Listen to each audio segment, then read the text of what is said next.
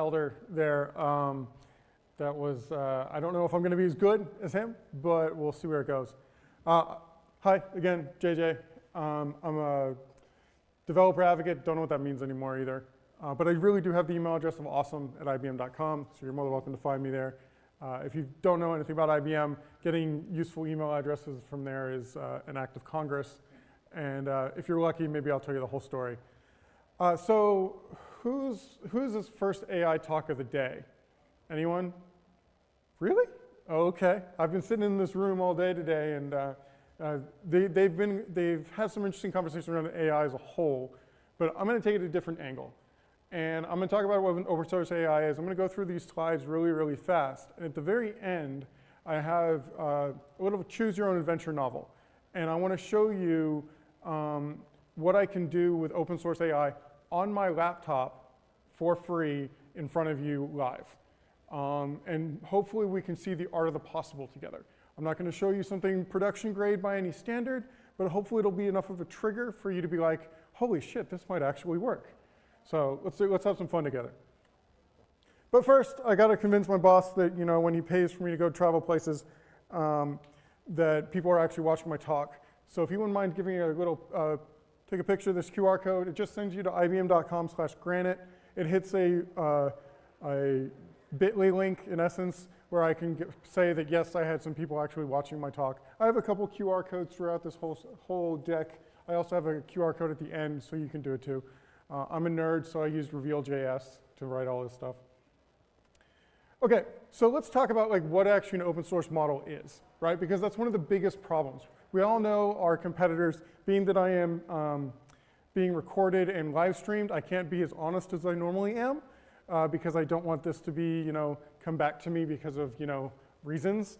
But we all know that there are some AI models, companies out there, or AI companies out there based out of like Redmond, Washington, or maybe the Silicon Valley that have a very different idea of how AI should work compared to a company like IBM who believes in the open source way. But what is an open source model? The largest problem is that AI models are binaries. So if you've actually ever pulled an AI model down from like Hugging Face or whatever, you'll quickly discover that there's no real source code to it. Like in the concept of pulling source code down from GitHub and then compiling it is not really possible in the AI space, right? Because all those safe tensors and all those actual files are binaries. So yes, you can still get data sets and you can still do the training with certain models out there, but you also need so much compute power, you can't do that at home. So the concept of being an open source model isn't just the weights. There's so much more to it that it's so far away from the layman. So the industry has actually come together and started thinking about this. Does everyone know what the CNCF is? Yeah, who does not know what the CNCF is? Do you know what the Linux Foundation is? Who does not know what the Linux Foundation is? Okay, so the CNCF is the Cloud Native Computing Foundation, which is the one that runs all the Kubernetes stuff, right, is a sub-organization of the LF, which is the Linux Foundation. And inside the LF, there's something called the LFAI, which is basically the CNCF for AI. And that's where they've come together and created something called the Model Openness Framework, or the MOF, which gives us an opportunity so we can start talking about how models have the different openness levels of things. And that's actually really important because in order for us to all agree as an industry what an open model is, we need a standard that is not ran by a specific company. And that's why the LFAI is run with this. So if you have an opportunity, you're more than welcome to take a picture of that QR code. It sends to isitopen.ai. And if you are really serious about in this space, this is well worth your time to invest looking into. Obviously, Granite is part of this too. So the TLDR of all of this, and I really didn't go too deep into it because I want to get to the actual fun stuff. Nobody can really agree on what open source means, right? Like I touched on that with the data, the data, the model, the weights, and everything around it. There's no real open source concepts, and that's really causing a lot of problems. So the MOF seems like the only thing that really gives enough of a wide swath of a conversation and that we can actually talk about this with. So as we start spending into the time in the space, we need to start talking about a couple of the other open source projects out there. What's going on, Chris? How you doing, buddy? One of the ones out there is something called InstructLab, and this project is slowly but surely moving on, but I do want to actually touch on it because it is important because of something called fine-tuning. Fine-tuning is the ability to add new knowledge to models, and one of the problems with open source models is that data is stagnant, right? Like when you train it, the model only knows what it knows about. I know that sounds really weird when you say it out loud, but it's true. Other people have talked about this in this room where you only get up to a certain point. Well, fine-tuning gives you the ability to add new knowledge to models, which is really, really important. And what InstructLab is basically an opinionated workflow to leverage open source tooling to be able to do that training for you, which is really nice. They have something called a Q&A.yaml, which is basically a bunch of questions and answers, and you give it a really simple markdown document that has a bunch of information into it that actually be able to pull off of it. If I had more time and I wasn't going to show you the cool stuff, I'd actually show you this stuff right now, but you're more than welcome to click on these links later. So who does not know what a RAG is? Okay, cool. Just to make sure that we're all on the same page, in my mind, how I've described the difference between using something called, or fine-tuning and a RAG. If you imagine your AI as a librarian, a RAG is the library, right? It is where all this stuff is. It's really easy to add a new book to the library. Your librarian only knows so much, so if it doesn't know, it goes out to the library, finds the book for you, and brings it back. It can't regurgitate the information because they need it from the book. And then fine-tuning is the actual stuff inside of the brain, right? What does that mean? If you need to send new knowledge into something for the librarian, you have to send them back to school. That's a lot more expensive than just adding a book to the library. That's kind of how I imagine the space in my mind. Okay, we've all talked about agents and whatnot. I do want to talk about, this is moving very quickly. What is an agent? It is basically just a bash script now, or a Python script that we sit in the background that runs another LLM. That was supposed to be a joke, nobody laughed, cool. I do want to talk about the B framework out there. That is an LFAI project now, where if you are a Node developer, which I know a lot of you are in this room, you will love the B framework because you get the same aspect of Crew AI, which is more or less the Python version of the de facto way of doing using the agent framework of Crew AI, but you can do this with now Node, which people really like, and the B framework has obviously IBM behind it, which means it's not going anywhere anytime soon. And then AutoGen still exists for whatever reason. I just had to put that out there because of our friends in Redmond. So we all know if you start looking at Hugging Face, who does not know what Hugging Face is? Okay, cool. Well, in March 10th of 2025, there are 1.4 million different models out there on Hugging Face. And that's back in March. What month is it now? Right?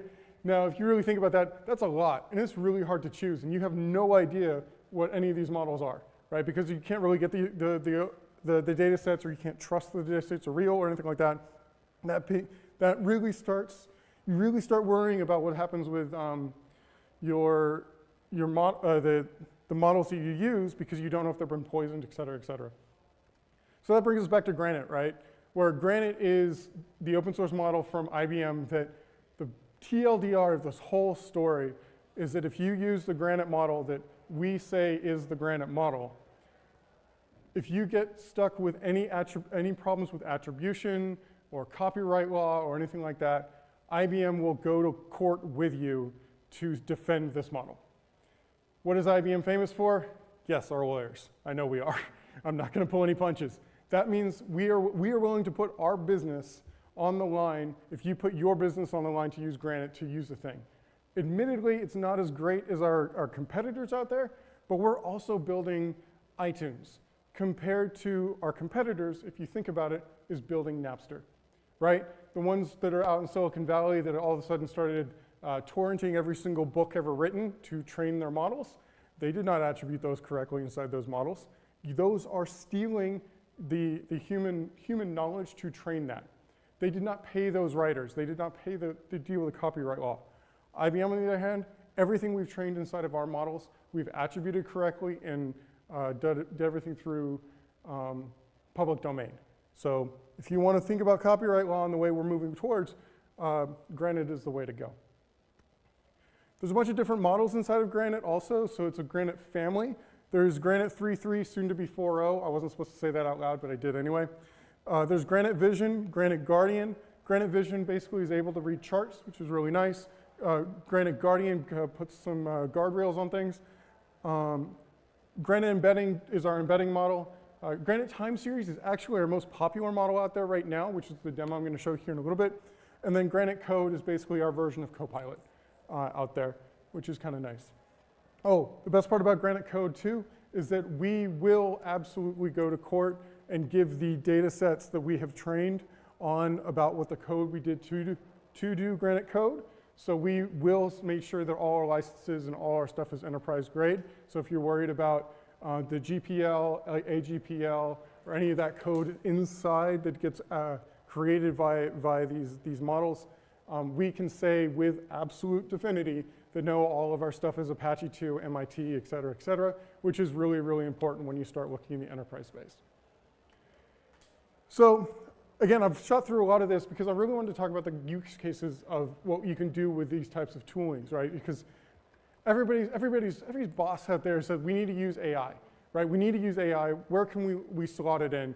And as engineers, we're just kind of like, I don't fucking know. Like, let's just go do the thing.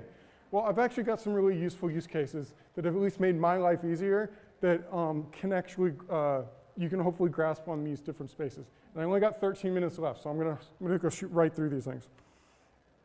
First one is the AI abstract classifier. So I run a lot of conferences too. Chris over there knows this all too well. I'm an organizer for something called DevOps Days Austin. And I actually wrote a tool that scrapes our sessionize or pre-talks, which is our CFP system, and then looks for sales pitches to make sure that somebody doesn't get on stage and start talking about their product the whole time. Anyway, the idea is basically to give me an idea of what could be a sales pitch out there, right? Surprisingly well, for DevOps Days Austin, this was last in May, it got 8 out of the 12 talks we were looking for bubbled up to the top, which was really nice. Out of about, I think, 120 odd talks. So that saved me a significant amount of time. I obviously did not just completely blindly take these talks, but it allowed me to bubble them up, which was really sweet. The next one is whose doctor has the best bedside manner? Everybody loves their bedside manner for them doctors, right? Well, if you didn't know, it turns out medical students only get one class their whole career on bedside manners to actually ask the question. So I wrote a little system called Pete that actually leverages Granite in the back end, so medical students can try to start talking through just text right now, again, art of the possible, to a fake patient and be able to be like, hey, what's your problem? What's going on? So they can actually engage in that way. Instead of having to go to this one class, now they can have an actual feedback loop. And I've gotten some very positive feedbacks on this one. Another one, all the dads out there, that's my daughter in the background over there, very upset. But what I did is I went to a STEM night and I actually used Granite to write some quick stories and then basically created images of what the stories were. So all of a sudden, all these kids were coming up to me at the STEM night being like, hey, write me a story about football and about my favorite team. And I'm like, all right, cool. And then what was really interesting is the parents got really like happy because now all of a sudden, they don't have to write or tell the same story about the princess anymore, right? They got the AI to be able to create the stories so they can have a new story about the things that you really care about, which is fun. And then what I want to show off now, or assuming I got time here, is this time series one. So I'm a type 1 diabetic. I have an insulin pump, as you can see right here. And I've actually used the time series model to project my insulin usage over time. So I travel for my job, and I have to take a bunch of my pump supplies with me to make sure wherever I go. And that's basically another suitcase. Well, using the time series model, I can actually figure out, well, over time, how much insulin I'm using. Do I really need to take, with the data that it has, where the health I am right now, do I need to take 4 or 5 new sets? Do I only need to take 1? I'm going for 6 days. Do I need to X, Y, and Z? Which is really nice. Also on top of that too, I'm showing my gray beard here, but who knows what Nagios is? Okay, there you go. I got a couple. I've actually used a time series model to project disk usage. I'm actually going to Nagios WorldConf next week to present this to them. So you get to see a little bit of a spoiler here, which is going to be really neat because now you can actually take the same code that I have and be able to start projecting usage for your machines out there, which is really nice too. So let me see, I got 9 minutes. Let's go ahead and play with this for a second. So, who does not know what a Jupyter Notebook is? Got a couple? Okay, cool. So if I said Jupyter Notebook, y'all are not going to be like, what are you talking about, JJ? All right, good. All right, so bear with me for 2 seconds here. So here is, here's 2 Jupyter Notebooks. I have these already out on GitHub, so you're more than welcome to take all this code. So here's my first one, which is projecting the insulin usage of my blood glucose over time. This is also my data from my insulin pump, so you're more than welcome to use it. I've open sourced the code and my actual data from it. I'm also on something called the Medtronic system, where we learned the hardest part was the way to get the actual CSV out of it. so that's important to recognize. But what I'm going to do is I'm just going to go ahead and run all these cells and just kind of talk about what happens while this happens. So as you can see, it runs pandas, and it starts installing a bunch of stuff. And most of this should be cached, so it shouldn't take too long. Come on, don't make a liar out of me. There we go. So it does, what's happening up here is it's installing pandas, installing this TFSM public notebooks system, doing some matplotlib stuff, and creating the actual the data frame from the thing. As you can see, hang on, bear with me. Jeez, come on, really? Come on, there we go. And then pulls in some data. As you can see here, here's my blood glucose over back from there. It's just to making sure everything's valid to what we're expecting to. And then this is actually how much bolus that I would deliver during the day, so I can kind of see the amount of total insulin I'm putting into it. And then this is just me graphing it right now, just to make sure everything is expecting what we want, right? I mean, it's just simple notebook stuff, but this is where it gets interesting. So here is this pipeline. This is actually the bread and butter of all we're talking about right here. And also you notice right there, most important device CPU. I'm doing this all locally on my machine, right? All of this, I just talked to the AI and everything locally. I didn't go to ChatGPT, I didn't go to Gemini, I didn't go to Copilot. This is all open source on my laptop. And I'm not even using the GPU. And what it does is right here, which I know is at the very bottom and it's kind of lame, but it's still the art of the possible. With all that data from my blood sugar monitor, which is on my arm, I exported it out, and it projected that as my insulin usage over time. It stopped on January, February, March, and it projected all the way out to now. And as you can see, it's less and less usage of insulin, which is actually a really good sign, because if you don't know, as a diabetic, you want to take less and less insulin over time because you have insulin resistance. And that's also showing along with me losing weight too, which is cool. So if anything, showing this to my doctor, I take less and less insulin. Everyone following me? Thumbs up? I know this is a lot, but I'm trying to I've got only 6 minutes left. Okay, so now let's go to machines, right?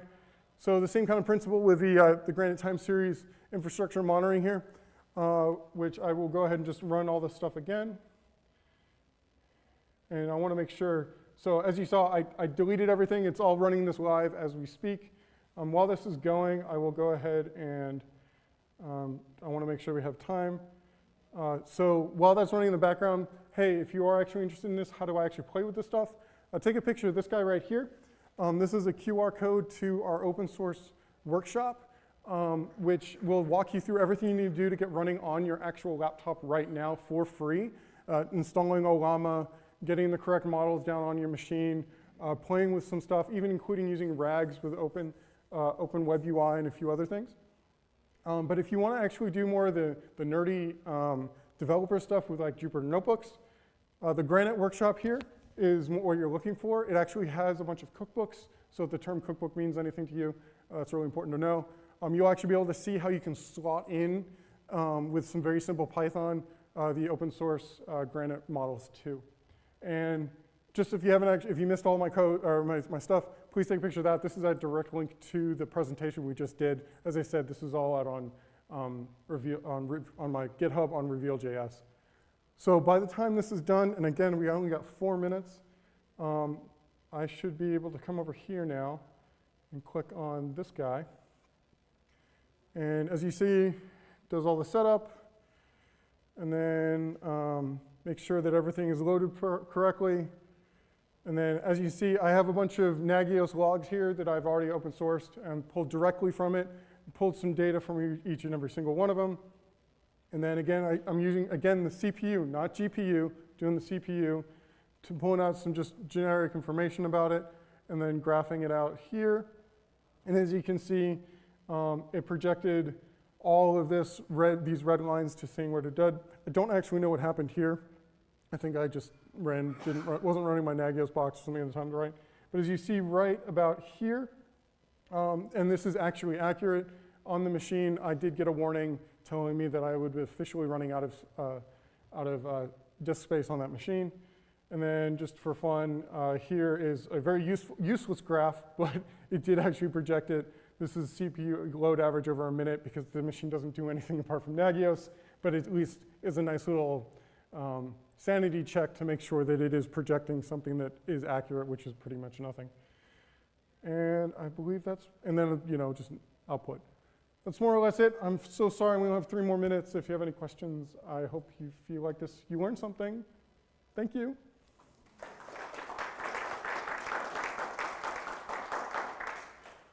Any questions? Thoughts?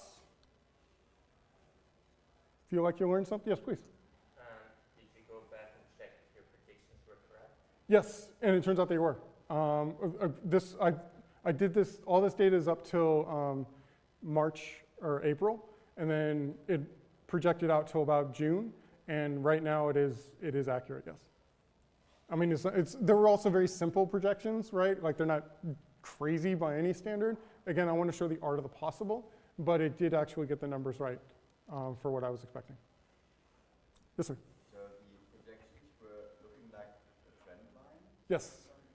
Does that model also like do the seasonality? So the great question. One of the interesting things from this experiment when we learned is that, as you said, it is just basically a trend line, which isn't that exciting. But if you add more variables to the model and give it more information, it actually gets better and better about what's happening because it knows about more variables to be able to work with.